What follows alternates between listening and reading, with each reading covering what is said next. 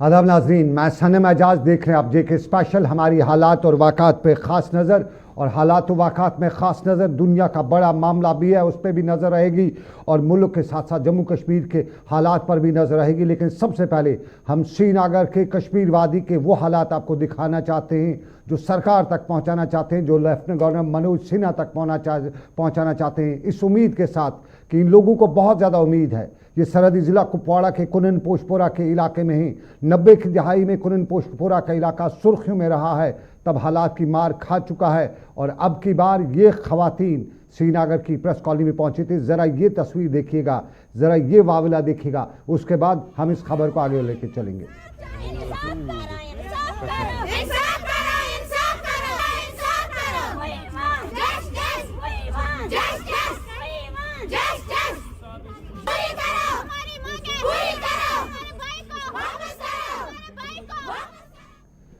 चलिए, ये इंसाफ की दुहाई श्रीनगर की प्रेस कॉलोनी में लगाई जा रही है। ये इंसाफ मांगा जा रहा है और ये मांगने वाले कुपवाड़ा से लगभग 12 से 13 किलोमीटर दूर टंगधार के रोड पे छोटा सा गांव, और इस गांव का नाम कुनन पोशपोरा का है, त्रहगाम के साथ वाला इलाका। और यहाँ पे श्रीनगर की प्रेस कॉलोनी में लगभग 100 से ज़ायद किलोमीटर दूर से आए हुए ये लोग, ये ख़वातीन पहुंची हुई थी इंसाफ के तकाजे पूरे करने की।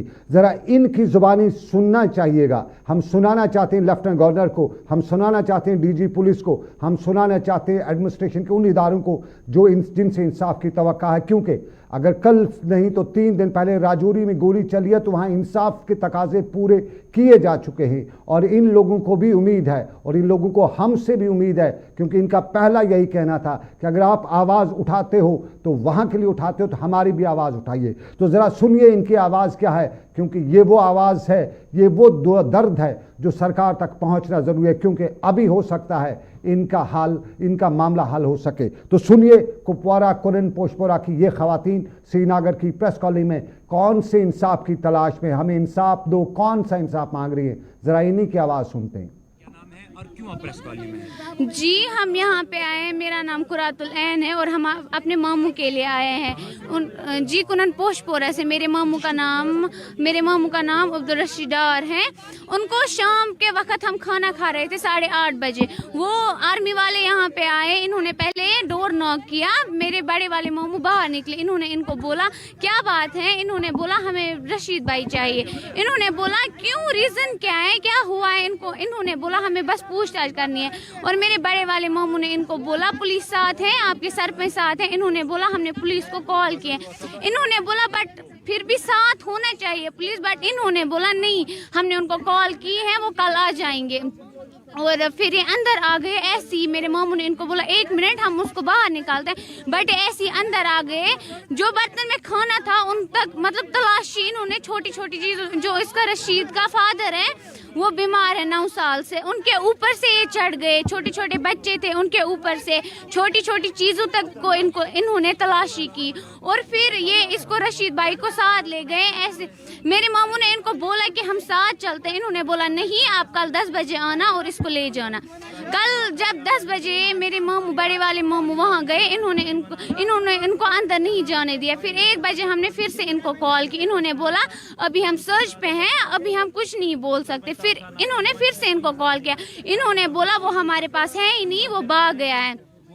ये कैसे भाग सकते हैं आर्मी वालों के पास, जब उस टाइम ये आए 10,000 से ऊपर फौज थी, 8 गाड़ियां थी और टाउन कमांडर इनके साथ था। अभी टाउन कमांडर बोल रहा है वो हमारे पास है ही नहीं। कैसे नहीं होगा वो उनके पास, क्योंकि इन्होंने यहाँ से सही सलामत सरपंच के साथ किस दिन इन्होंने उठाया था इसको? जी 15 तारीख को इन्होंने उठाया उसको। जी आप कब गए उनके पास वापस फिर? जी कल ही हम उनके पास, उन्होंने बोला था 10 बजे आना, हम कल ही 10 बजे उनके पास गए। बट इन्होंने वहाँ पे बोला हमारे पास है ही नहीं। वो जी पुलिस के पास भी गए, उन्होंने सब कुछ।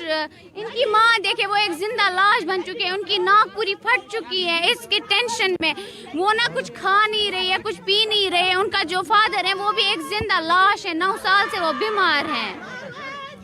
कुपवाड़ा कुनन पोशपोरा मे न्यूक रज 8 बजे 8:30 आ फौज। मे लड़का बत खेवान, यह न्यूक बत अथवे तुलित, यह कोड़क नबर। मे वोन अमिस मत कत अमिस मोल बेमार, तस मलिस दिसक ठिल। सह बेमार पेशेंट अमो करक मे कम अमो नुक लड़का कड़ित मे तत पोथ मेहमान सह फौज सै मज सह द्राव पान कर तम कर कत तत नबर कन होन कार्ड पन अमन मोनुक नी कह मोनुक नी कह पे द्राय सानस मज सान मज त्रो स्टावन कमांडर नड़ पे फिकिस। ये बुजुर्ग खातून और ये बच्चा, ये दोनों कुनन पोशपोरा के, और इनका बच्चा अब्दुल रशीद 15 दिसंबर को, और इनका कहना कि वो फौज ने शाम को आई साथ लिया और फिर उसके बाद बताया कि अब्दुल रशीद भाग गया है। ये मामला हमने कुपवारा के एसएसपी युगल मन्हास के साथ भी आज दोपहर को उठाया। युगल मन्हास ने हमें बताया कि बिल्कुल इनके बच्चे को फौज ने उठाया था लेकिन वो भाग गया है। और यही जब हमने इनको वापस बताया कि एसएसपी साहब ये बता रहे हैं कि वो भाग गया, तो हमसे सवाल यही पूछा गया कि आप भी कश्मीर के रहने वाले हो, क्या फौज की हिरासत से कोई भाग सकता है? अगर फौज की हिरासत से भाग सकता है तो फिर सवाल बहुत सिक्योरिटी कंसर्न बहुत खड़ा होते हैं कि कैसे वो फौज की हिरासत से भाग गया। और फिर सवाल यहाँ पे ये भी पूछा जा रहा था कि कहीं इनसे कोई गलती तो फौज से नहीं हुई है, कहीं कोई एक्सीडेंटल फायर या एक्सीडेंट तो नहीं हुआ है। सीधा सवाल उनका था कि मनोज सिन्हा साहब बच्चा उठाया है, बच्चा लिया है, बताया जाए कहाँ पे है, जिंदा है तो ठीक है, मर गया है तो वो भी ठीक है, कफन दफन का इंतज़ाम कर सकते हैं। ये वाला वाकई बता रहे थे। और साफ जाहिर है हमसे उम्मीद लोगों को है, हमारे ज़रिए सरकार तक बात पहुंचाने की उम्मीद है। और कश्मीर के इन हालात में बताया जाता है कि अगर सरकार तक कोई बात पहुंचाए तो हम लोग पहुंचाते हैं, हम कोशिश करते हैं और अपने वसाइल का इस्तेमाल करते हुए हम जम्मू कश्मीर की इंतज़ामिया तक कुपवारा के कुनन पोशपोरा के उस ख़वातीन का दर्द पहुंचा रहे हैं। इनके साथ कोई मर्द श्रीनगर नहीं आया हुआ था। जब यह भी वजह पूछी गई कि मर्द क्यों नहीं, तो बताया गया कि डर रहे हैं कहीं कुछ और ना हो जाए। लेकिन हम बात पहुंचाते हुए इंतज़ामिया तक, कुपवारा के एसएसपी तक हमने मामला पहुंचाया है। उनने बताया मामले की तहकीकात हो रही है और साथ साथ में ये भी हम जम्मू कश्मीर के लेफ्टिनेंट गवर्नर तक बात पहुंचा रहे हैं कि कुपवारा का ये मामला है और इस मामले में आपको अमल दखल करने की ज़रूरत है। हो सकता है कई मामला हो सकते हैं लेकिन इस मामले में और मामला। लेकिन अब दूसरा पहलू, और ये है जम्मू कश्मीर के लेफ्टिनेंट गवर्नर मनोज सिन्हा का, जिन्होंने आज जम्मू कश्मीर के ज़री इनकलाब के बड़े इनकलाब का ऐलान भी किया और ये भी बताया कि अगले 5 सालों तक जम्मू कश्मीर का किसान जो है मुल्क के दूसरे किसानों से ज़्यादा आमदन वाला होगा, सरफरस्त होगा और उसके पास आमदन होगी, वसाइल होंगे। ये जम्मू में आज लेफ्टिनेंट गवर्नर मनोज सिन्हा की प्रेस कॉन्फ्रेंस थी। प्रेस कॉन्फ्रेंस एक तकरीब के बाद में हुई, मीडिया इंटरेक्शन एक तकरीब के बाद हुआ और इस प्रेस कॉन्फ्रेंस के दौरान कई मामला उठाए गए। पहला मामला कश्मीर में ज़मीन का मामला, और जिस पे कुछ सियासी जमातें, कुछ सिविल सोसाइटी के लोग लीज आउट करने पर सरकार का जो लीज ज़मीन है उस पर सवाल उठा रहे हैं। और मीडिया ने मनोज सिन्हा से पहला सवाल यही पूछा कि कुछ जमातें, कुछ लोग कश्मीर में, ख़ास तौर पे कश्मीर में ज़मीनों के मामले को लेकर गुस्से या गम का इजहार कर रहे हैं, एहतजाज की सूरत हाल बनी हुई है। तो क्या है आपका टेक? मनोज सिन्हा ने उसका जवाब दिया, वो भी हम बताएंगे और दूसरा भी, लेकिन पहले ज़मीन पर बात करते हैं। एक बात समझनी चाहिए कि रूल ऑफ लॉ देश में चलता है और जम्मू कश्मीर में भी अब रूल ऑफ लॉ ही चलेगा। दूसरी बात ये समझिए कि ये जो नए कानून बनाए गए, यहाँ के लैंड लॉज बड़े रिग्रेसिव थे, प्रतिगामी थे और अनेक परिवर्तन हम लोगों ने किए। यहाँ कानून ये था कि अगर आर्चर लगाना है किसान को तो भी रेवेन्यू मिनिस्टर से परमिशन चाहिए और काटना है तो भी परमिशन चाहिए। वो कानून हमने बदलाने किस तरह के बदलाव हमने किए। लैंड पासबुक तीनों भाषाओं में लोगों को उपलब्ध कराई जा रही है। अधिक से अधिक टेक्नोलॉजी का उपयोग करके मैं एक बात बार बार कहता हूँ कि अगर महाभारत के समय लैंड रिकॉर्ड दुरुस्त रहे होते तो भगवान कृष्ण ने वो 5 गांवों का मसला सुलझा दिया होता। तो वो काम हम करने जा रहे हैं। दूसरी बात मैं ये कहना चाहता हूँ कि ये मुश्किल से 400-500 लोग प्रभावित होने वाले हैं और मैं आज ये कहना चाहता हूँ कि कोई भी गरीब दुकानदार या गरीब आदमी से प्रभावित नहीं होने वाला है। हाँ, ये सच है कि 100 करोड़ की प्रॉपर्टी अगर 5 रुपए में लेकर के लोग राज कर रहे हैं तो जो सर्वोच्च न्यायालय का आदेश है, जो देश का आज कानून है, सर्वोच्च न्यायालय का सम्मान मैं भी करूंगा, पूरे देश को करना चाहिए और सबको करना चाहिए और वही कानून हमने बनाया है। देश के किसी राज्य में कोई दूसरा कानून नहीं है।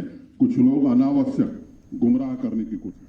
देश का कानून है, देश के कानून का सम्मान होना चाहिए और सबको करना चाहिए। जम्मू कश्मीर में भी देश का कानून लागू है और उस पर अमल दखल कराना सरकार की जिम्मेदारी है और उसके साथ साथ आवाम को उस पर अमल करना है। ये मनोज सिन्हा जम्मू में आज मीडिया कॉन्फ्रेंस के दौरान बता रहे थे। और साथ साथ में मामला यहाँ राहुल गांधी की जम्मू कश्मीर यात्रा जो इस वक्त भारत जोड़ो यात्रा, उस पर भी सवाल उठाया गया, उस हवाले से पूछा गया। और साथ साथ में ये भी पूछा गया कि कश्मीरी पंडित मुलाजिम जो पीएम पैकेज के तहत हैं वो कश्मीर में हैं और कश्मीर के हालात के बाद वो वापस कश्मीर जम्मू आए हुए हैं, तो वो हड़ताल पे, तो उस पर भी उन्होंने बताया कि जम्मू कश्मीर की इंतज़ामिया ने उन पंडित भाइयों के, उन पंडित मुलाजमीन, गैर मुस्लिम कश्मीरी पंडित मुलाजमीन के लिए सभी इकदाम उठा रखे हैं और उनकी मुंतकली के मुताबिक लेकर जो एहतजाज करें। मैं उन्हें बताना चाहता हूँ कि अगस्त तक उन्हें तनख्वाह दी गई है। साथ साथ में उन्होंने बताया कि ये जहन में बात रखनी चाहिए कि उनकी जॉब्स जो हैं वो कश्मीर डिवीज़न के मुलाजमीन हैं और उनको ताहम ये भी उन्हें यकीन दिलाया कि अगर कोई मौका मिला तो इस हवाले से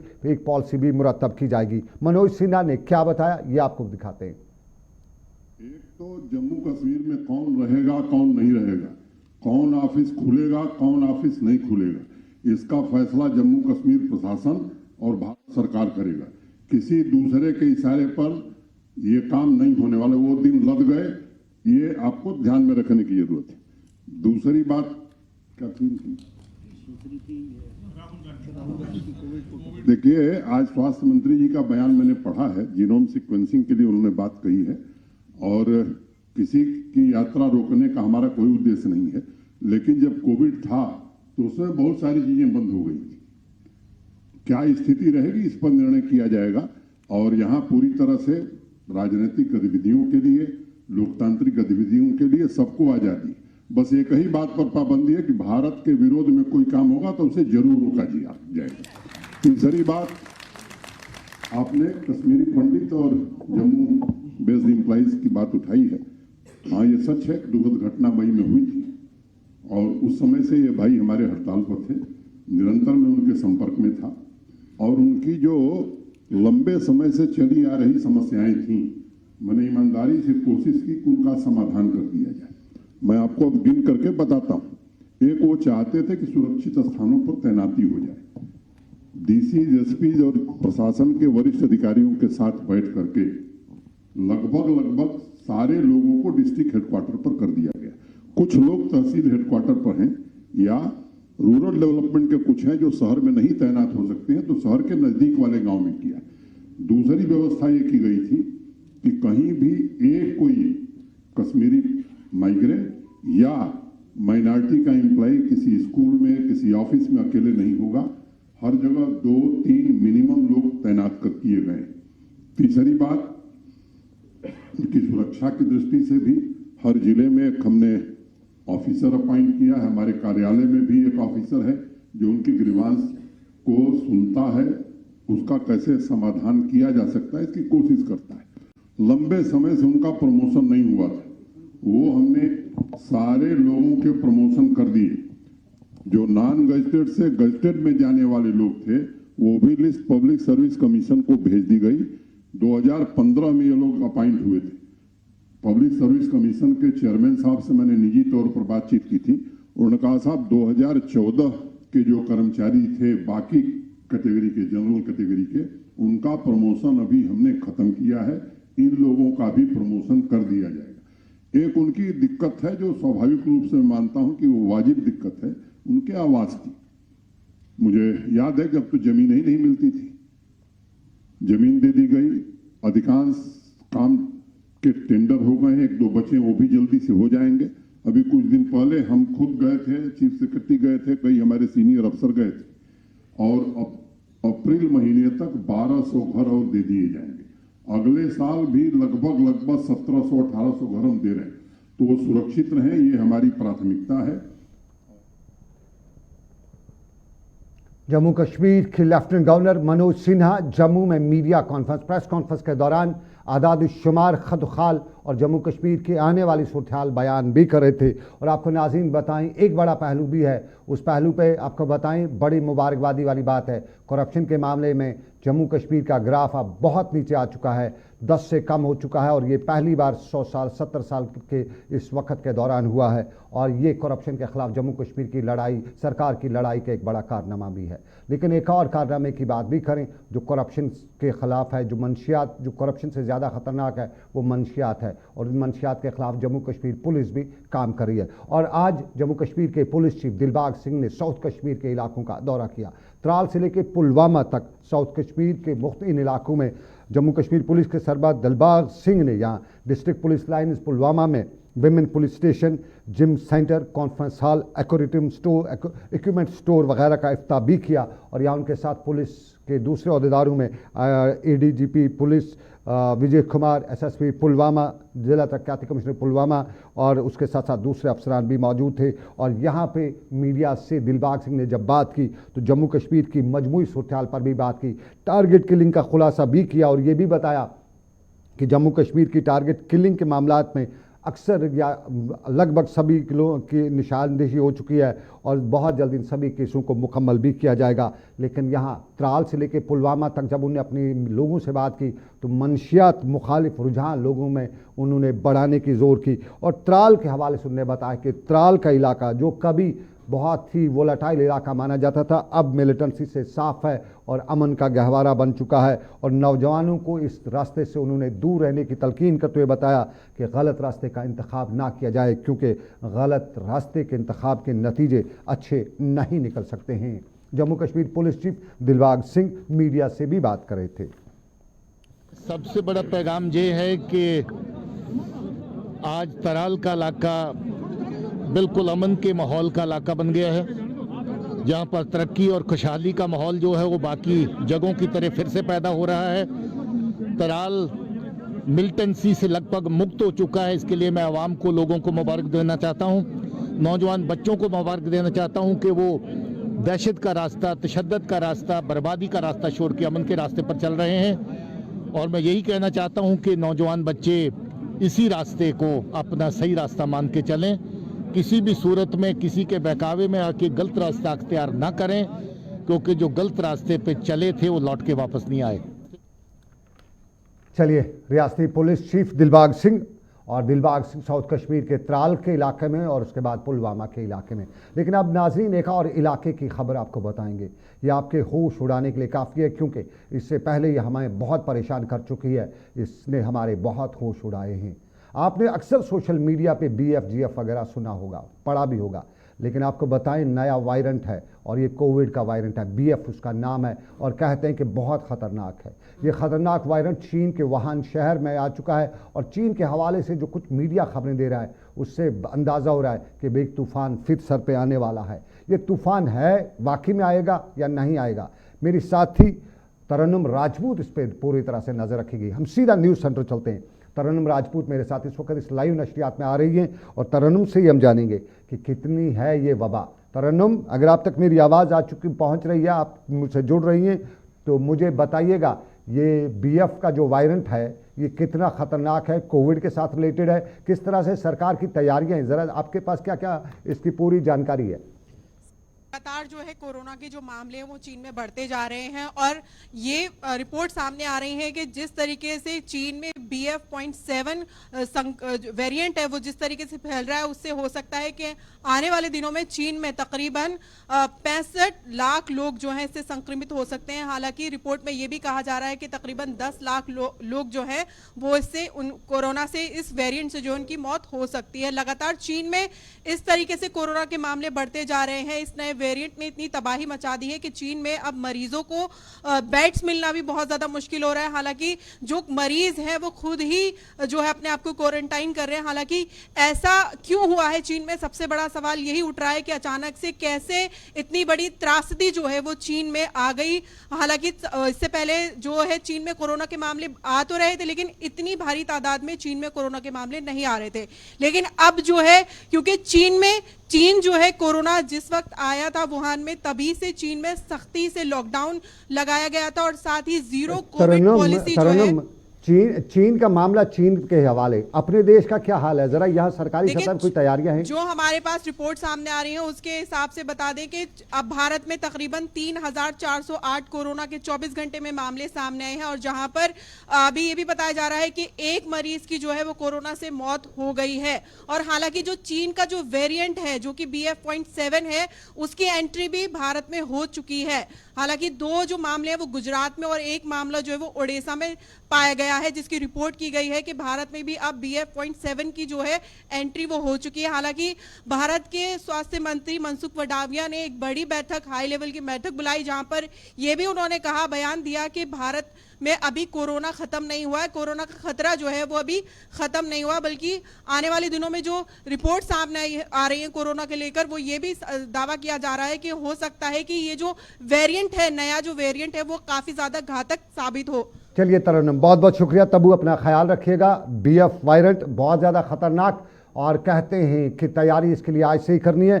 ज़रा होशियार रहिएगा, खबरदार रहिएगा, फिर आ रहा है कहीं तूफान ना आ जाए, तो उसके लिए हमें कहीं ना कहीं अपने आप को तैयार करना है। और तैयारी में साफ जाहिर है जो डॉक्टर्स एक्सपर्ट्स बता रहे हैं उन प्रिकॉशंस पे, उन पे अमल करना है। लेकिन आपको नाज़रीन बताएं, सरकारी सतह पे, ज़मीन सरकार को ग्राउंड सतह पे पहुंचाने के लिए इकदाम उठाए जा रहे हैं। और बारामूला में भी आज इसी किस्म की एक तकरीब थी जहां गुड गवर्नेंस, आवाम के दरमियान दूरियों को कम करने के लिए इकदाम उठाए गए थे। बारामूला के ज़िला तरक्याती कमिश्नर डॉक्टर सहरिश असगर बारामूला में आज एक तकरीब के दौरान DC बारामूला डॉक्टर सहरिश असगर ने आवाम को बुनियादी मसाइल के हवाले से आवाम से जानकारी ली, और इन मसाइल को सुनने और समझने की जब उन्होंने कोशिश की तो साथ साथ में एक पब्लिक इंटरेक्शन प्रोग्राम भी रखा। लोगों से बातचीत भी हुई और लोगों के मामलात सुने भी गए।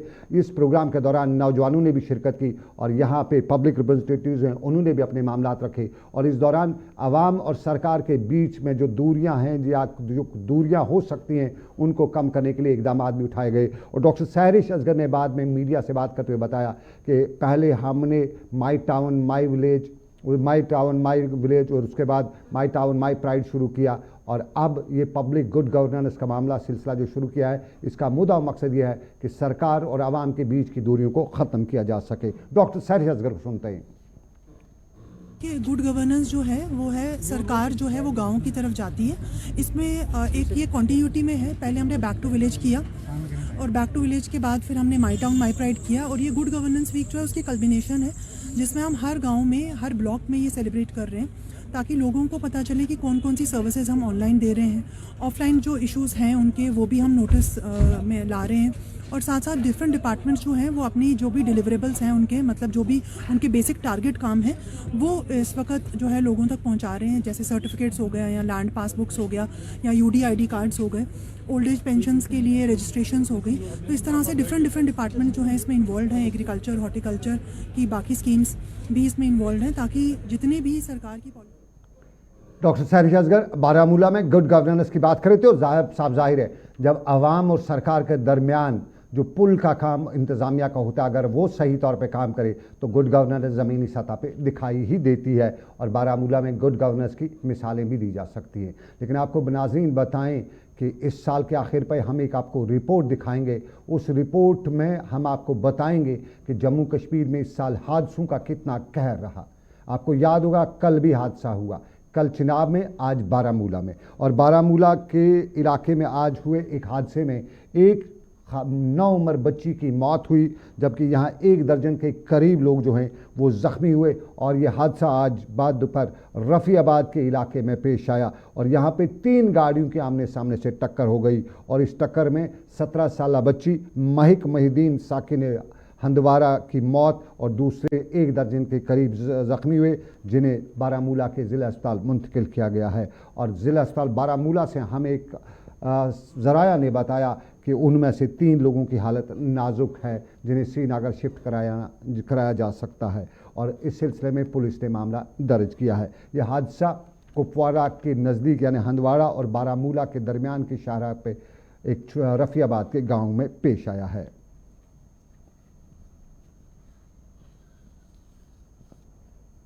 जनाब मंजूर अहमद वाजा बॉय पेश खुद ड्राइवर तो वतरगाम सोमो स्टैंड पे जनाब यह गो तकरीबन 2-3 बजे टाइम यह गो एक्सीडेंट ये ये वन वनगई मोड़ तो कसल मोड़ दो गाँव सत मोड़।